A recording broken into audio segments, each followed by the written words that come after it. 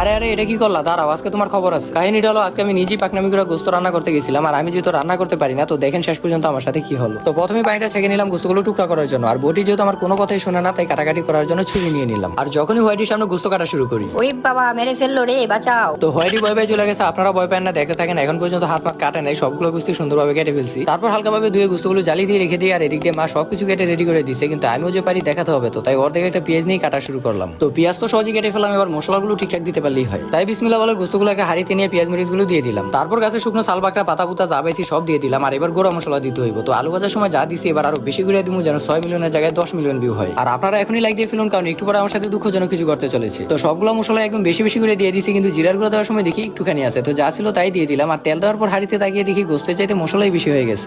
আর দুঃখের বিষয়টা হলো, এমনিতেই মশলা দিছি বেশি করে, তার মধ্যে আবার হাড়ের খোসা গিয়ে আমার হাত ছিলা গেছে। তো বুঝে নেবার কেমন লাগতেছে, তাই তাড়াতাড়ি করে মাখা শেষ করে হাত ধুয়ে চলে আসি। আর তখনই ওই মিয়া